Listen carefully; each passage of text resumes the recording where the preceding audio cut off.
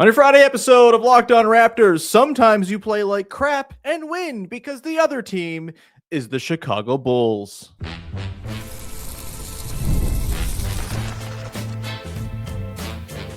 You are Locked On Raptors, your daily Toronto Raptors podcast, part of the Locked On Podcast Network, your team every day. Hey,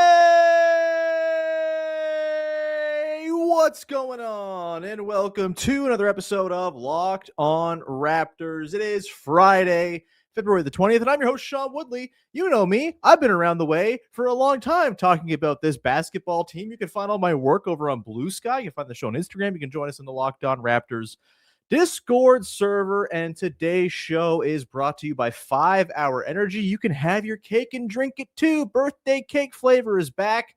No fork needed, vanilla-y, cakey flavor, caffeinated kick, and no sugar. It's party time over at 5hourenergy.com or Amazon. You can go order now. All right, we're off and running here on a Friday episode of Locked On Raptors, talking about a 110-101 win over the Chicago Bulls, who are not very good, and thus the Raptors got away with playing a less than stellar offensive basketball game. We will talk about that and the sort of jankiness with which the Raptors operated in their sets in this one. We'll get into the bright spots. Collin Murray-Boyles, Jakob Walter both showing out. Both, I think, kind of showing the vision for what those two dudes can be long-term for this team. Plus, we got the good, the bad, the whom, as we always do. But let's start off with just like that stinky mess of an offense the Raptors ran last night. They scored just under 76 points per 100 possessions in the half court against the Chicago Bulls defense. That's not like great, not ideal. I mean, look, I don't think you would have expected like the greatest offensive performance of all time in the first game out of the All-Star break.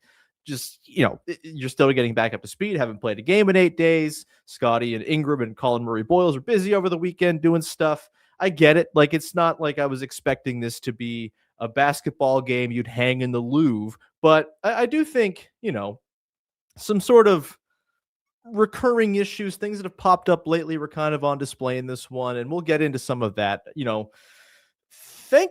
Thankfully Brandon Ingram's around, right? Brandon Ingram was kind of everything you want from Brandon Ingram in this game. Obviously, it wasn't like the most efficient game ever. He had, 11 of 26 shooting. It wasn't like he was out there putting up Kawhi Leonard in the All-Star game numbers. But I do think this was a game in which the Raptors were totally bailed out by Ingram, a game that in years past, like the last couple seasons, for example, they would not have gotten bailed out in this way. They probably lose this game because they didn't have the floor raiser that is Brandon Ingram and his sort of individual self-created offense. And I thought he was quite good and very sort of important and timely and clutch and all of the things you want. On these nights where just like nothing's working, the threes aren't falling, the threes aren't even going up very often, just 23 threes taken in this game. The actions aren't very clean. The passing is sloppy. Everyone's just a little bit bricky coming out of the All-Star break. He just gives you enough self-creation and enough just kind of, something from nothing offense to get you over the finish line against a team like the Bulls. This isn't going to work against better teams. Like, they'll have to have tighter offensive execution against the teams that are good remaining on their schedule, of which there are many. But against the Bulls, against these teams that they play, I think they have 11 more games against teams that would qualify as tanking or tanking adjacent. This will be enough to get by because they do a lot of good things outside of the offense, right? They forced 23 turnovers in this game. I thought their defense in general was pretty sound overall in this one. They held the Bulls to a similar half-court offensive rating that they themselves scored at, which is not a very good number if you're on offense, but a very good number if you're on defense. They just kind of spam transition in this one, and that was kind of what uplifted their offense enough to win. That's the formula here. And if they could ever marry the turnovers, the defense, the transition with just some like functional half-court offense, and we've seen that play out this year, whenever they are functional in the half-court, they're a hard team to beat. They're a hard team to, kind of outscore just because their defense is really solid and it kind of travels night to night, no matter how poorly the offense is performing. That's great. We love that. But it's going to require more out of the offense than you got last night against teams that are not, again, the all guard Chicago Bulls. I thought Scottie Barnes was pretty rough in this one. And again, nothing to be terribly alarmed about. First game back after the break. You would expect him to maybe not be at full tilt The jumper was a little bit wobbly, sort of mid-rangers that have felt like 100% guaranteed butter shots for the last little while were rimming out, popping out, just not looking great. Left a couple things short that he usually wouldn't leave short. And his passing in this one was just like bizarrely off. 6 turnovers, a couple of rough outlet passes way too ahead of the guy he was trying to hitting dudes in the feet with passes. This is not stuff you expect from Scottie Barnes most of the time. And I don't think we'll get that most of the time going forward. But when you have that plus Emmanuel Quickley's jumper not being on and RJ Barrett looking a little bit rickety and Jakob Poeltl just looking pretty rough offensively, very out of sync. This was just a game where nothing was working the way it's supposed to within the sort of Darko ball construct, right? It was a very janky, sloppy game. I think that's kind of the only way to put it. You had a few instances where Jakob Poeltl just missing easy passes or handoffs to his guards that he's made a million times in his sleep. Obviously, he's working his way back into the rhythm of things. Thought he looked better on defense in this game than he did against the Pistons. It's easier to look good on defense against the Bulls than it is the Pistons. And, he only played 20-something minutes. It wasn't a huge workload for him in this one. Grain of salt, work in progress, very much so is the case with Jakob Poeltl here. But, you couple that with, just the threes not falling for anybody, the bench not giving them a ton outside of Jakob Walter. And you just had just a recipe for a game that could have gone off the rails and almost did, right? The Bulls pulled this within 2 in the last couple minutes. Shout out to Collin Murray-Boyles with the big and one, and then Brandon Ingram hitting the mid-ranger to kind of put it away. They always felt like they were the better team and in control, to their credit. But the offense just it continues to be a sore spot where unless things are really firing, the cuts are sharp, the timing is on, and the threes are falling. They create a lot of good threes. That's kind of what they do within the system that they run. If those are falling, then things are great. If they're not, then it all kind of falls a little bit flat. And look, again, I think if you were to expect any team to maybe have a bit of rust to shake off coming off of an 8-day layoff in the All-Star break, a team that is very much dependent on sort of 5 minds thinking as one and everyone kind of moving in concert with a rhythm and a flow, and the timing has to be on point. This isn't a team that kind of rolls it out there to a helio ball star and just kind of operates in that guy's orbit, right? Those teams can kind of pick up where they left off, I think, a little bit easier than a team that is very much based on timing and movement and all that. And so I would expect we'll see better. And I think at full health, we've seen this team be a whole lot better offensively. And I think Jakob Poeltl, we've seen, it wasn't the case last night, but when he's on the floor, they tend to score at a pretty high clip.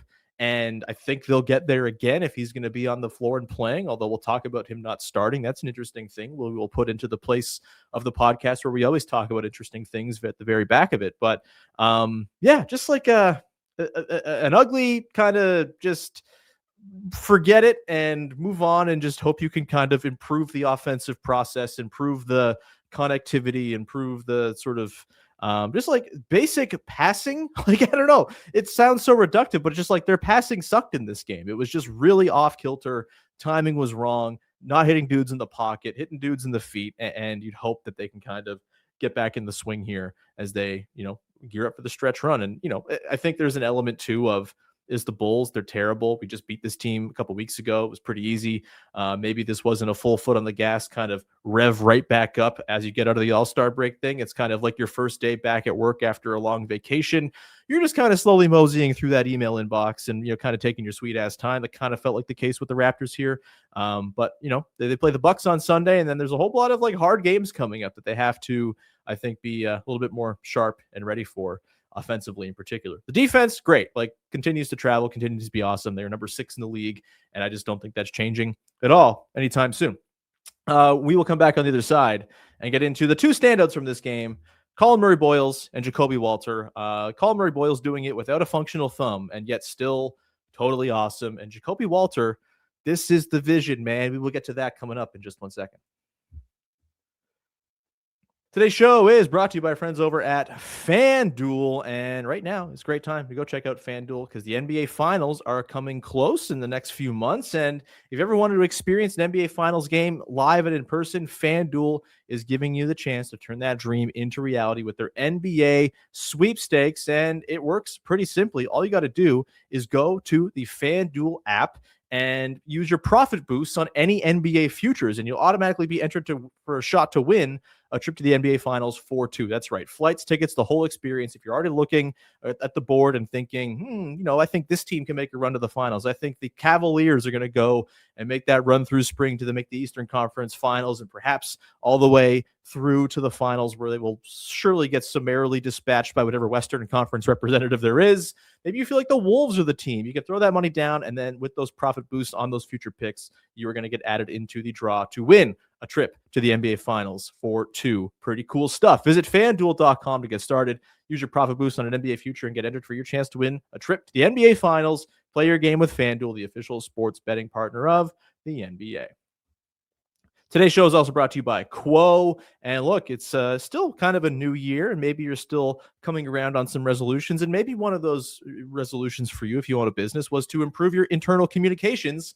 Quo can do that because Quo, spelled Q-U-O, is the smartest way to run your business communications. When your team is reachable, organized, and communicating in one place, you're not just working cleaner, you're creating more opportunities to connect with your customers. It's a great thing to have everyone in the loop on what's going on, so you don't have to carry the burden of everything. If you run your company, you can actually, delegate to people who will know what's going on because they are all on that same shared one business phone number. Nothing gets missed. Everyone sees the full conversation, which makes replies faster and more personal. And Quo has AI smart tools to automatically log calls, summarize conversations, and highlight next steps, so details never slip through the cracks. It's no surprise that Quo is the #1 rated business phone system on G2, trusted by more than 90,000 businesses, from solo operators to growing teams. Make this the year where no opportunity and no customer slips away. Try Quo for free. Plus, get 20% off your first 6 months when you go to quo.com/LockedInNBA. That's QUO.com/LockedInNBA. Quo. No missed calls, no missed customers. Back at it here on your whatever day it is, Friday episode of Locked On Raptors. And before we dive on into Collin Murray-Boyles and Jakob Walter making me feel all kinds of warm fuzzies last night, a reminder, the Locked On Raptors Everydayer Club is a place you can sign up to give me warm fuzzies as well. Yes, $5 a month, $50 for the year gets you ad-free episodes of the show. You also get access to our Locked On network-wide Discord with Locked On listeners from shows and places across the globe. It's very cool. Lots of Olympic talk going in there, although I'll mute the Olympic Winter Games chat if Canada continues to be down to Finland 2-0 in the second period as I record. That's not great, but come hang out. We'd love to see you over there. And again, if you sign it up, it really makes me feel good and helps me out and boosts the show and all that good stuff. And thank you in advance for doing so. Link in the description of the podcast. All right. Jakob Walter, Collin Murray-Boyles, two of the standout highlight dudes from last night. Murray-Boyles, 29 minutes. He starts and closes the game, and I think that was 100% the justified right decision by Darko Rajakovic. He is simply just playing the center position better than Jakob Poeltl is right now. I misspoke. Poeltl only played 16 minutes last night, not in the 20s. So clearly they're just kind of slowly easing him back in. And, I think Murray-Boyles, again, just deserved to start. He's been an absolute ace defensively as a rookie, which continues to blow my mind how good he is at defense as a rookie. It's just not normal for that to be the case. And, the offense with him, it's been a little bit wax and wane because the thumb has been all weird. It seems like he's totally abandoned shooting threes for the moment. And they don't really use him in that sort of way. He's very much like a dunker spot guy working at the elbows.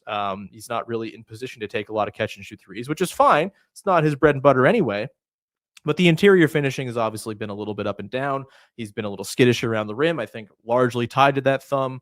And in this game, he goes 4 or 5 from around the rim, and it seemed to be just fine.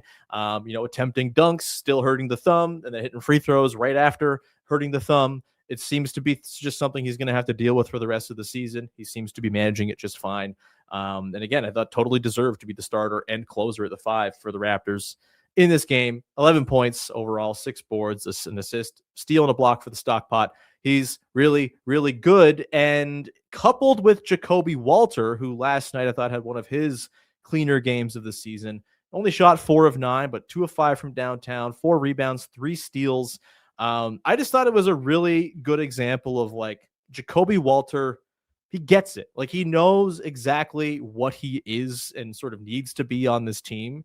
He's a role player in every sense of the word. He's a guy who needs to take threes when they come to him. He's a guy who needs to be smart and opportunistic when he cuts off ball. Had a couple of moments last night where that was very much the case. He missed a dunk late, I thought, on a beautiful cut where Scottie Barnes hit him. Disappointed he missed the dunk, but like exact right process. And yeah, his interior finishing needs to get better, but the 3-point shot has been there. Brandon Ingram even went out of his way to say after the game that Walter is the best shooter on the team, not named Jamison Battle. From Ingram to the way Darko Rajakovic talks about him to just the way they've kind of elevated him, the Raptors clearly believe in Jakob Walter as like an additive role player, potential starter down the line. And I do think there's a very obvious world in which in a couple years' time, you're looking at Collin Murray-Boyles and Jakob Walter as like two fixtures of the Raptors starting lineup in the Scottie Barnes era. Whoever else the pieces are around those guys, like Walter, just with the defense he brings to the table, he's just an electric defensive player, man. So good on the ball, long, yet can sort of navigate screens beautifully, stay glued to his man, really disruptive, obviously forces a lot of turnovers. He's just so fun to watch as a defensive player. And if he's just doing the hit threes and cut and sort of play finish thing on offense, like that's a helpful, good role player right there. And if he can ever round out the offensive game even a little bit more, tap back into some of the pull-up mid-range stuff he was flashing last year. He was like a 50% pull-up mid-range shooter last year. Like there is some stuff here in the bag for Jakob Walter to not necessarily be a guy you're ever going to have, running 100 pick and rolls in a game or anything like that, but as a guy who can be a second side attacker, as a guy who can be just a killer spot up dude, on top of being such a fantastic defensive player, like there's a real like fifth starter archetype here with Jakob Walter if things can keep on coming along. The problem is he just hasn't strung enough of these games together, right? And this is the challenge. And this is what we've talked about a little bit this week of, the Grady Dick, Jakob Walter, those guys both are kind of under the microscope. Maybe Grady more than Jakobi because he's a year closer to getting paid and then has kind of struggled more at the thing he's supposed to be good at. But both these guys, like there's a chance here for these dudes to like grab and seize a fixture rotation spot, playoff minutes in particular with Walter because of the two-way play from him. And I think last night was just a great example of it. I love the way he cuts. I love the way he moves. I love the way he relocates. Just a smart player who gets it. And, I'd like to see a little bit more of him. He played 22 minutes last night. I have no problem if there's games where RJ Barrett, for example, he struggled really badly last night. We'll talk about that in the next segment too. If there's a game where RJ Barrett just doesn't have it, I have no problem swapping in Jakob Walter to be that sort of backcourt pairing for Emmanuel Quickley. Or if you want to play him with Jamal Shed in the sort of in between lineups, I think that duo has been pretty good. The minutes where Walter, Murray-Boyles, and Barnes share the floor, the defense has been ludicrously good. The offense, not so much. They're a slight positive overall, but the defense is just absolute rock solid nails. There's just like, they got to milk a little bit more offensive juice out of these dudes and probably in the long term pair some more offense leaning guys with Walter, with Murray-Boyles, with Barnes to really kind of have this thing taken off the top. Like a really dynamic lead creative guard would be such a wonderful piece on this team with Ingram.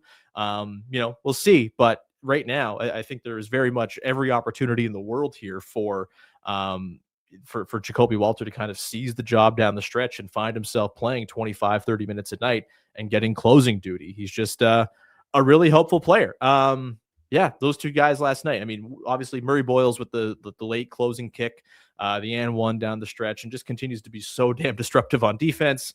And the minutes with him and Scottie Barnes on the floor, by the way, like the offense is still not great, though creeping up a little bit.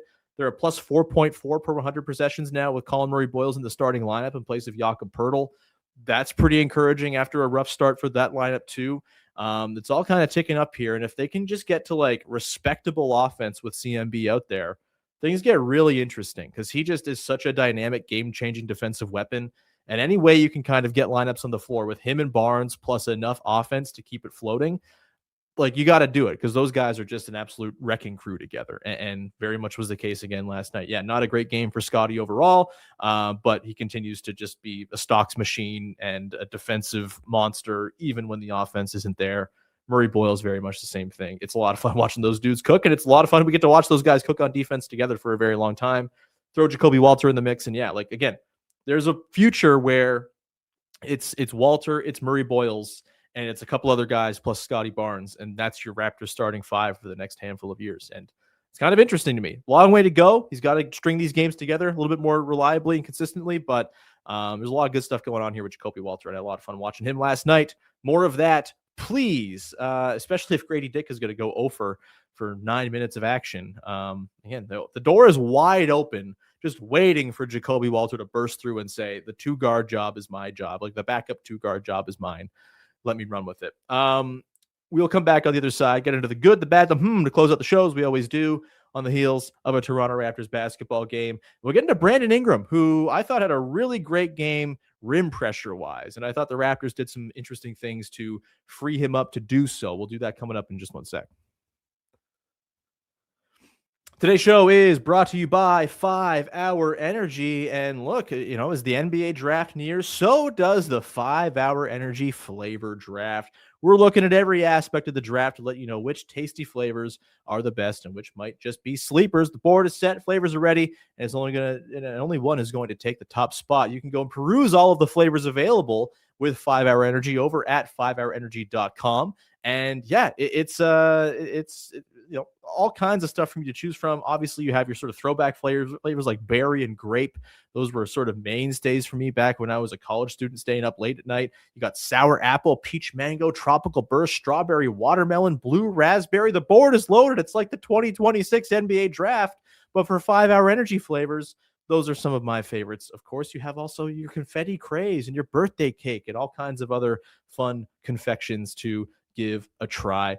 And right now, you can go and check out 5 Hour Energy and get that afternoon boost, morning boost, evening boost, whatever it is you need a boost for over at 5hourenergy.com or Amazon. Go pick up your favorite flavors and make your own personal draft boards, would you? Back at it here, closing things out with the good, the bad, and the This way, wrap up every single episode of this here podcast in the heels of a Toronto Raptors basketball game. A thing I liked, a thing I didn't like. I think this got me a little bit intrigued from the latest in Toronto Raptors hoops. And the good for me last night, Brandon Ingram, rim pressure. It was a great game for him overall. He hit 3 of the Raptors' 7 threes. That was lovely. The mid-range stuff was cooking late. You'll love to see that. He had a couple steals. He was just very good in this game. But for me, Brandon Ingram is at his best and kind of most dangerous and most fun to watch, frankly, when he is getting downhill and sort of meandering his way to the rim. He's not necessarily a straight blow-by guy all the time who's going to cook every single dude guarding him one-on-one and just get to the rim with drive after drive after drive, although he can do that against certain matchups. Did that certainly against a few guys last night on the Bulls, but I like the way the Raptors got Ingram the ball in this one to try to sort of work him towards the rim a little more effectively. It was a little more working from the top of the offense, getting a screen, getting downhill from there, attacking closeouts. I've talked a lot about how dangerous Brandon Ingram attacking a closeout has been. And I think, there's an argument to be made that flowing the offense a little bit more through Scottie Barnes to create that second side attacker that is Brandon Ingram and sort of put him in better spots to get the ball and be able to attack from there. I think there's a clear case for that. I think it's, another reason why having Jakob Poeltl back with a fully functioning pick and roll duo with him and Emmanuel quickly is really important because it allows Ingram to play as a spot up guy. And you don't always have to get him the ball in the same 2-3 ways they tend to get it to him, right? They love to do running through some screens on the baseline, get him a post up and get him the ball there. That's not worked as well. A lot of teams have sniffed that out. The Pistons obviously were really good at sniffing that out in the game before the break. And they kind of avoided those sort of very telegraphed post-up possessions in this game. And I like that. I also thought they kind of had a little interesting twist a couple of times. They usually run what's called an Iverson cut to get the ball for Ingram. If you're not familiar with what an Iverson cut is, it's pretty simple, right? You have a guy you want to get the ball in kind of an ISO situation, and they're standing on one wing. You have a guy kind of set a screen around the free throw line on Ingram's guy, in this case, kind of cutting across the floor to spring him loose to get him the ball over on the other wing to kind of go to work. They do it a lot, and it's pretty effective. It's a good way to get him loose for those ISO chances and those mid-range looks. But in this game, there was 1 or 2 instances where he kind of took the Iverson cut, took the screen, and instead of going to the wing, he just darted right to the basket, got hit with a pass, and I think in one case he hit a cutting Jakob Poeltl for a dunk on the baseline. Like just little wrinkles to free Ingram up a little bit, diversify the way to get him the ball, and put him in positions where he can get to the rim. I think it's really good to see, and I think it can get stilted sometimes when they do the Brandon do something offense a lot. Talked a lot about the Brandon do something offense. Like they can do something for Brandon in these situations, I think, too, and kind of get him the ball on the move in a little bit more of a creative fashion. And I thought last night was a really good night for that. He did spam a few looks at the rim when he missed like 3 straight shots at the rim in transition and finally got his own putback. And so his at rim numbers a little bit skewed. I think he took 11 of his 26 shots at the rim. Is probably more like 8 in spirit. But when he gets to the rim, it's really effective. And they should try to do that with any sort of tool they might have in their bag. Whether it's, again, I've talked about using like pitch plays, where he kind of has a head of steam, gets it as a trailer, and kind of darts into the defense that way. It doesn't always have to be Ingram comes out of the corner, gets a screen, and catches at the free throw line and meets help and has to take a mid-ranger, right? There are other ways they can kind of free him up and get him the ball in more creative ways, and I think they did some of that last night, which was good. The bad for me in this game, RJ Barrett just still looking out of sync, just does not look like himself just yet. And like, I think he's probably the guy who gets the most hurt on the nights where they just Canada scored. Yay. It gets where he gets like, the nights where the offense is not fully at full tilt and everything's perfectly timed and crisp and running smoothly. He's the guy who I think gets hurt the most by that because he thrives as a release valve in that machine. The quick, direct touches, the catching on the move, couple steps from the rim, the very eager and quick release he has on catch and shoot threes. And with how the offense ran last night and how it's kind of run of late since he got back, as they sort of sort out getting Poeltl back in the mix, figuring out the personnel, figuring out the space with Murray-Boyles out there versus Poeltl and all of this, like it just hasn't quite clicked in just yet. We haven't seen that sort of full RJ Barrett with like the downhill verve that he's played with at his best time since becoming a Raptor. And, when it's a little bit more stagnant, it kind of invites more over dribbling from RJ, which is always kind of not what you want, because when he's over dribbling, when his drives are slow, the opposing team can bring help and sort of make those rim shots a lot more difficult for him, collapse down, make that sort of turnaround, stop floater, that thing that he's pretty good at, a little bit harder to get off. Like he's so much better when he's attacking quickly, low touch time, all that stuff. And they just haven't really found the sort of flow within the offense just yet. And so as much as I think there's a better RJ in there, I do think the team as a whole has a lot to do with kind of bringing that out. And so hopefully they can kind of tighten the screws again and sort of get into the flow a little bit more and get the best of RJ, because the best of RJ is very, very good. This seems like an obvious one to me, but Collin Murray-Boyles starts over Jakob Poeltl, closes over Jakob Poeltl. Maybe just a matchup thing, maybe just a response to Poeltl looking rough in that first game back against the Pistons and a sort of decision to ease him back in. But also, like, Murray-Boyles has just been better at the position than Yak this season, as I said earlier, and there's a real chance that, this is just kind of how they go, and Poeltl is more of a matchup type guy who goes in against certain opposing bigs where you just kind of need a 7-footer out there. It'd be nice if they could have Poeltl more incorporated, because I do think his screening and diving is a pretty valuable tool to greasing the offense a little bit. But Murray-Boyles does a lot of good stuff too, and the defense is obviously just off the charts good with him. Again, I had no issues with him starting and closing last night, but curious to see if that continues going forward, if as Poeltl gets up to speed, maybe they incorporate him back in as a starter and Murray-Boyles becomes more of like your super 6 man.